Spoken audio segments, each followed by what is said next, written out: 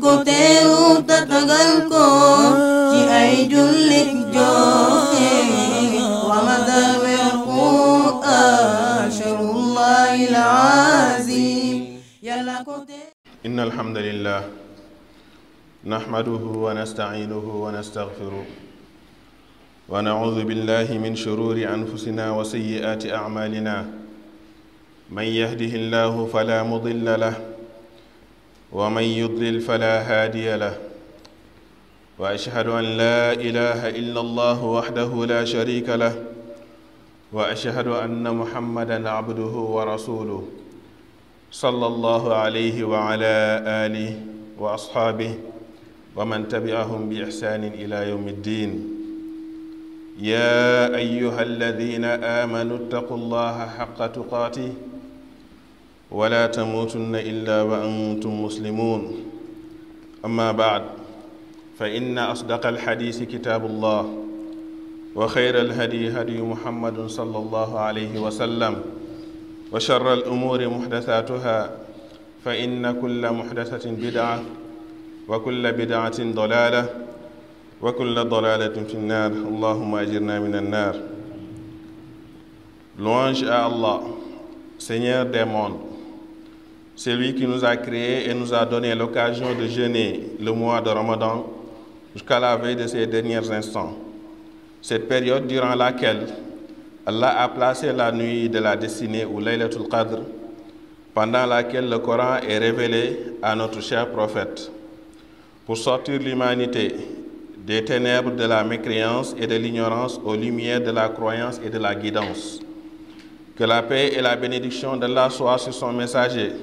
Muhammad sallallahu alayhi wa sallam, sur sa famille, ses compagnons, et sur tous ceux qui suivront leur voie jusqu'au jour du jugement dernier. Le jour où il n'y aura plus la possibilité de prier, de jeûner, de faire de bonnes œuvres, même si certaines personnes qui avaient mal géré leur vie ici-bas tenteront de proposer à Allah un retour sur terre. Ceci dit, Allah subhanahu wa ta'ala, le Très-Haut, nous a gratifiés en nous faisant appartenir à la communauté de Muhammad sallallahu alayhi wa sallam. Il nous a aussi gratifiés de cette nuit par miséricorde, car il sait que nous sommes négligents dans beaucoup de domaines et que notre espérance de vie est courte par rapport aux communautés qui nous ont précédés. Celles-ci vécurent des années durant. Nuh, alayhi salam, par exemple, est resté pendant 950 années à faire le prêche à son peuple. Ainsi, la nuit d'Al-Qadr renferme beaucoup de bienfaits, cause pour laquelle le prophète sallallahu alayhi wa sallam, en ces moments précis, redoublait d'efforts dans son adoration et incitait ses compagnons et à travers eux, toute sa communauté à faire autant. C'est ainsi qu'il disait dans un hadith rapporté par Bukhari et Muslim: celui qui adore Allah dans cette nuit, parfois et espérance de la rétribution divine, verra tous ses péchés expiés. Ainsi, la nuit exacte était connue de notre prophète sallallahu alayhi wa sallam au début. C'est ainsi que Ibn Uyayna disait dans le Coran, Allah dit: et qui te dira que c'est la nuit d'Al-Qadr? Cela veut dire que c'est quelque chose qu'il a fait savoir au prophète sallallahu alayhi wa sallam. Cependant, la connaissance fut effacée du fait d'une dispute entre deux musulmans. Selon Ubada ibn Sabit, le prophète sallallahu alayhi wa sallam sortait un jour pour nous annoncer la nuit d'Al-Qadr. Il y eut une dispute entre deux gens et ce dernier de dire: j'étais sorti pour vous donner une information de la nuit de Laylatul Qadr,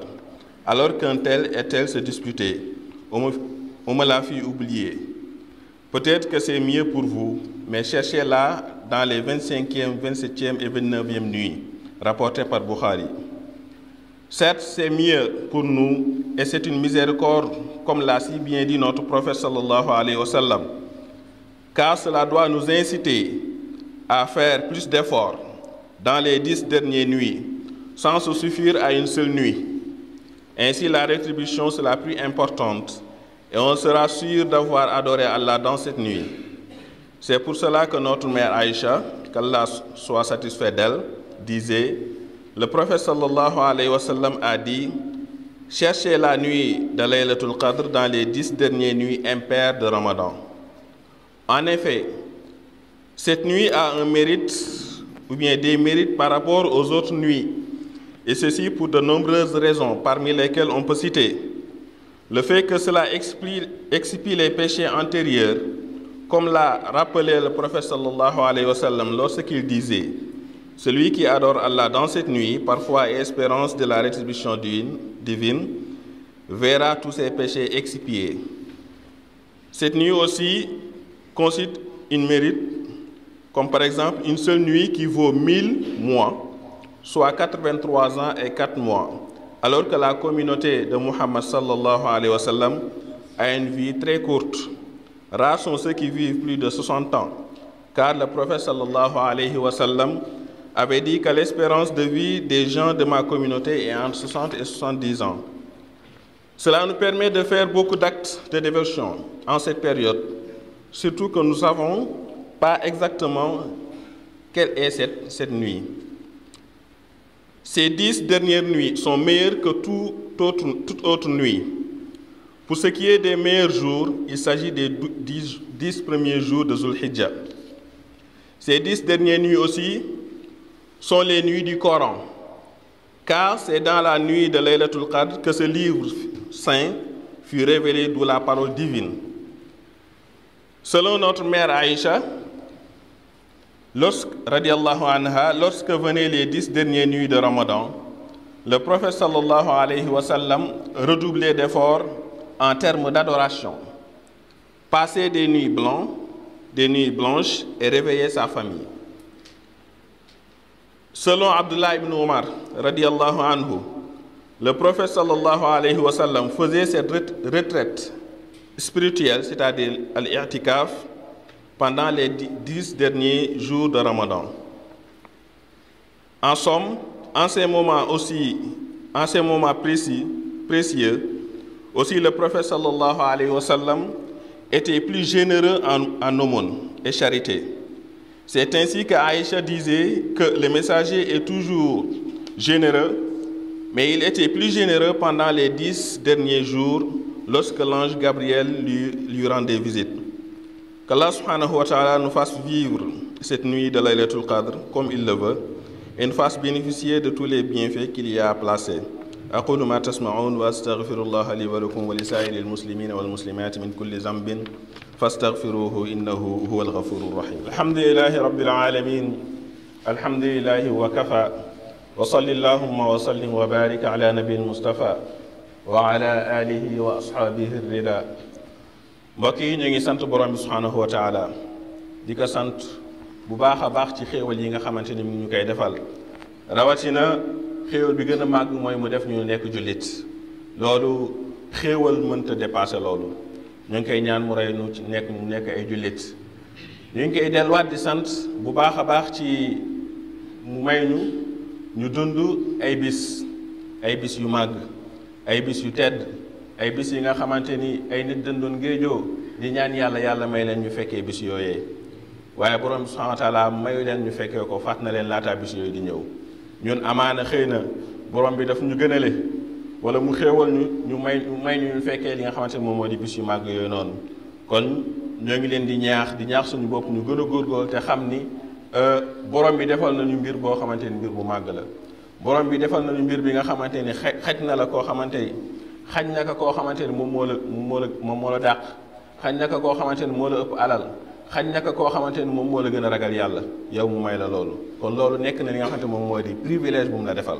kon yow war nga ci góorgóorlu bu baax a baax jaamu sa borom ba xam ni ëllëg boo demee doo nekk ci ñi nga xamante ni da ngay réccu, ëllëg doo bokk ci ñi nga xamante ni dañu wax suñu borom delloo ñu waat ñu may ñu benn bis wala benn weer wala benn at pour ñu mën a jaamuwaat li nga xamante moom moo di borom subhanahu wa taala. donc loolu xéewal la bi nga xamante ni xéewal mënu ko weesu. ñoo ngi julli si sang bu tedd bi Muhammad ibn Abdillah, yàlla na yàlla dolli ko xéewal ak mucc. ñu ngi koy ñaanal moom ak waa këram ak ay saxaabaam ak képp ki nga xamante ni gëm na ko fii ba bisu penc, yàlla nañu yàlla boole si ñooñu. di leen dénk suñu bopp li nga xamante ni moom moo di ragal yàlla, ndaxte innama yataqabbalu llahu min almuttaqin. borom bi subhaanahu wa taala du nangul lu dul gaayam yi nga xamante ni dañ koo ragal yàlla nu yàlla boole si ñooñu. mbokk yi borom bi subhaanahu wa taala xéewal nañu ab ndollent ci xéewal yi nga xamante ni mu ngi ñu koy defal te bokk na ci xéewal yooyu noonu ñu fekkee weeru koor. fekkee nañu weeru koor ba fekkee sax ay yeneen bis yu gën a màgg ci li nga xamante moom moo di weeru koor te si bis yooyu noonu la ñu jëm ñoo ngi ñaan yàlla nañu yàlla may ñu fekkee bis yi nga xamante ni moo ëpp solo ci weeru koor te mooy bis yi nga xamante ni suñu góorgóorlu dafa war a gën a yokk liñ doon jaamu yàlla dañ ko war a multiplier ci jamono yi nga xamante ni moom lañ jëm bi maanaam fukki fan yi nga xamante ni moo mujj ci li nga xamante ni moom moo di weeru koor. am na ñoo xamante ni tàmbali nañu waaye jeexaluñu ñun ñoo ngi waaj dugg yàlla nañ ko fekkee Yonent bi sallallahu alayhi wa sallam bu daan toll si jamono yi danaan laxasaayu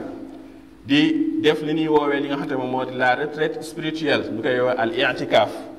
du yem ci loolu danaan yee njabootam yépp ñu taxawee li nga xamante moom moo di guddi googu kon moom xam na li nga xamante moom moo di ban valeur moom moo nekk ci guddi googu. kon jullit bi na wax ni dëgg la weeru koor mi ngi waaj jeex waruma nekk koo xamante ni damay lot wala damay wane ni man de wóor naa ba sonn kon xaaral ma xaw a féexlu tuuti déedéet période bii ni la war a gën a góorgóorlu te xam ni li ëpp solo ci mbir yi mi ngi nekk ca fin ba li ëpp solo ci mbir yi mi ngi nekk ci fin ba bul nekk commencement bi damay góorgóorlu rek ba bàyyi ba fin bi ma commencé lompañ waaye malheureusement ñu bare daanaka suñu tollee ci fin bi li ñuy yittewoo mooy li nga xamante ne moom mooy feet ba wala la nekk ca ginnaaw alors que fi nga xamante ni foofu nga toll foofu mooy li ëpp moom mooy li ëpp njëriñ kon góorgóorlul gaaw te xam ni li nekk sa kanam yitte la yi nekk sa kanam war nga ko jox li nga xamante ne moom moo di solo ndax ci bis yooyu nga xamante ni moom mujj ci weeru koor plus précisément mooy fukki guddi yi nga xamante ni moom mujj si la borom bi subhanahu wa taala wàccee li nga xamante moom moo di alquranul karim nga xamante ni guddi googu noonu borom bi subhanahu wa taala nee na moom moo gën junney weer nga xamante ni pour nga dund ko si suñu xeet nekk na loo xamante ni lu jafe la. Yonent bi sallallahu alayhi wa sallam mi ngi doon wax sama xeet seen dund mi ngi nekk si diggante juróom-benn fukk ak juróom-ñaar fukki at kon yow mi nga xamante ni borom bi subhanahu wa taala may na la nga fekkee weeru koor ngel la waaye na nga góorgóorlu fexe noo taxawalee li nga xamante moom moo di fukki guddi yi nga xamante ni moom mujj ndaxte ci biir fukki guddi yooyu noonu am na guddi gi nga xamante ni boo si jaamoo yàlla borom bi subhanahu wa taala dina la bindal yoon wala tiyaabay ku jaamu yàlla junney weer dafay tolloog juróom-ñetti fukki at ak ñett yu tegloog ñeenti weer kon loolu mbokk yi xéwal la occasion la bi nga xamante ni jullit bu nekk war na ko préparer occasion la bi nga xamante ni jullit bu nekk war na ko préparer ba du ko rëcc. Yonent bi sallallahu alayhi wa sallam benn bis da doon yéeg ci kaw minbaram bu yëkkatee benn tànk mu ni amin bu yëkkatiwaat beneen di amin ba muy ñetti yoon mu ni amin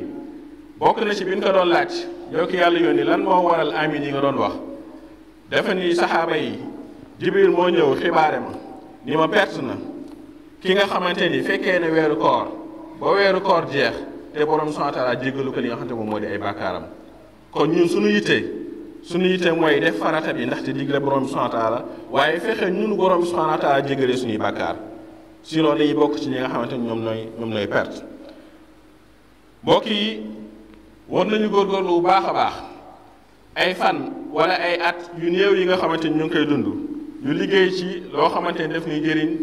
dafay tolloog wala day sax ëpp koo xamante ni dund na ay junne at boo seetloo yéen ci yàlla Nuux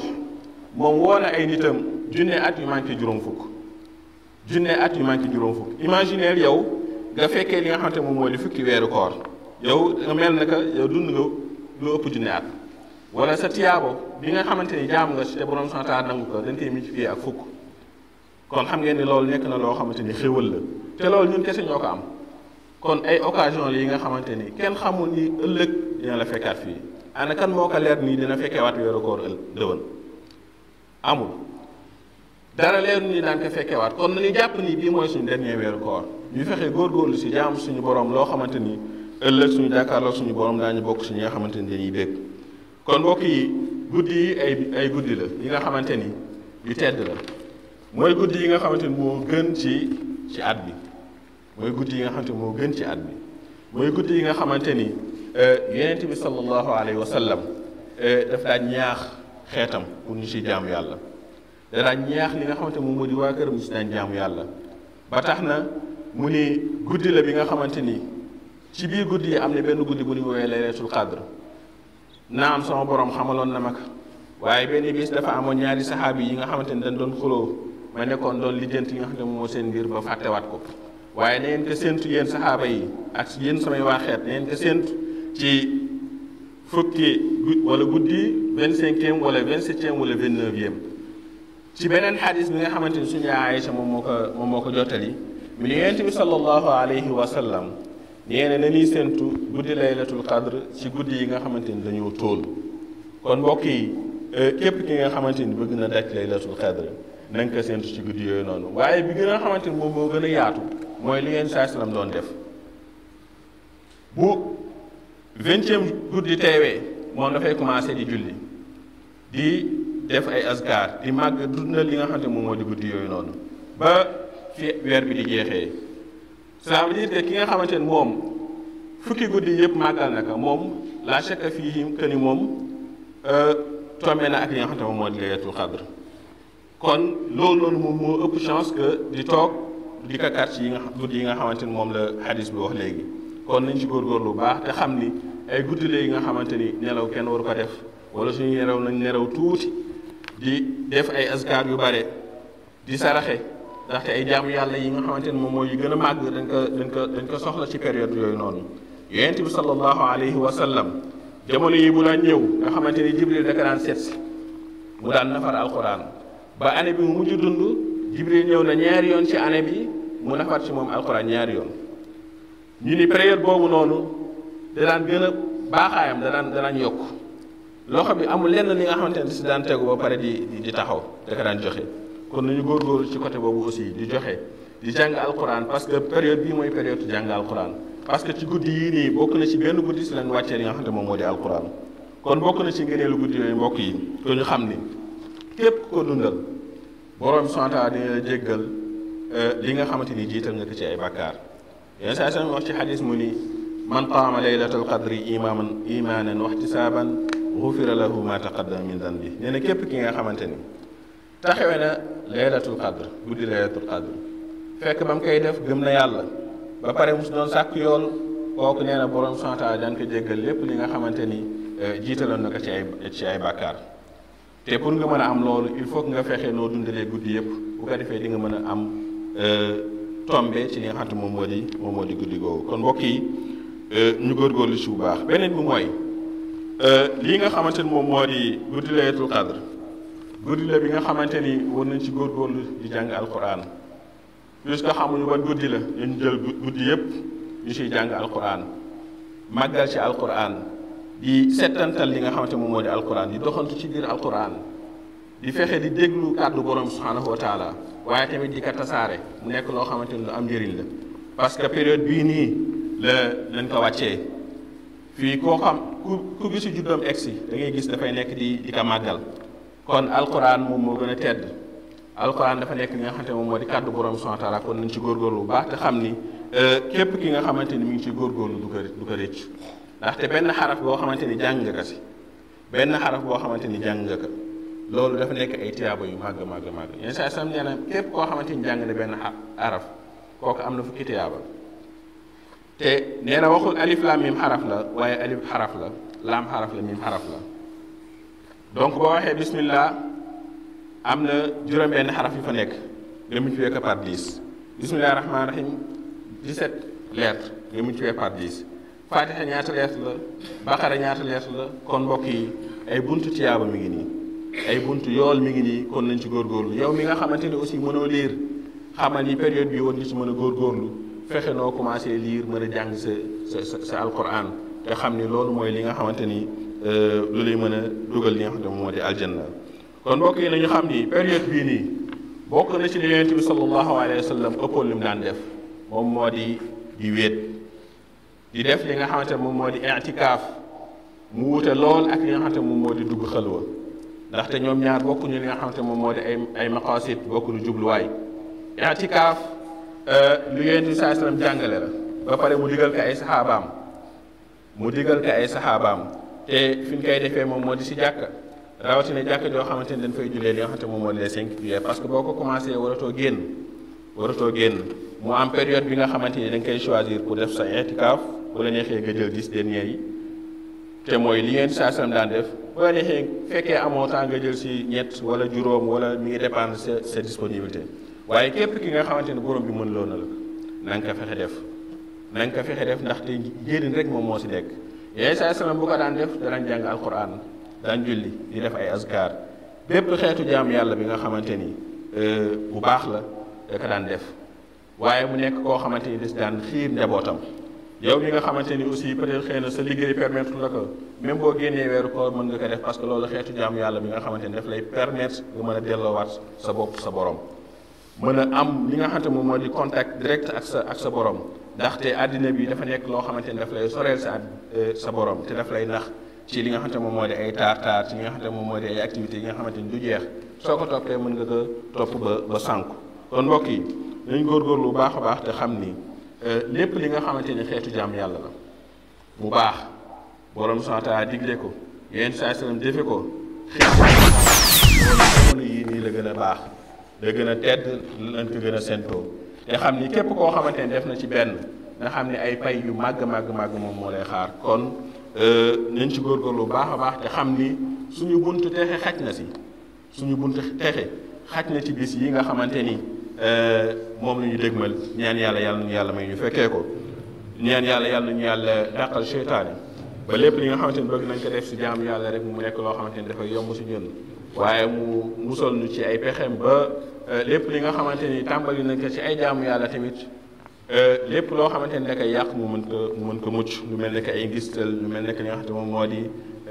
déggtal ak yu mel noonu ñaan yàlla na yàlla sàmmal nu suñuy jëf yàlla na yàlla dimbali nu xiir nu ci boppam xiir nu waaye tamit ñu nekk ñoo xamante ni dañ koy sant rabbana atina fi dunya xasana wa fi l axirati xasana wa qina adaba annar rabbana la tuzigh qulubana ba'da idh hadaytana وهب لنا من لدنك رحمة إنك أنت الوهاب ربنا إننا ظلمنا أنفسنا وإن لم تغفر لنا وترحمنا لنكونن من الخاسرين اللهم اغفر لنا قبل الموت وارحمنا عند الموت ولا تعذبنا بعد الموت برحمتك يا أرحم الراحمين يا رب العالمين وقوموا إلى الصلاة وين كنا واتنا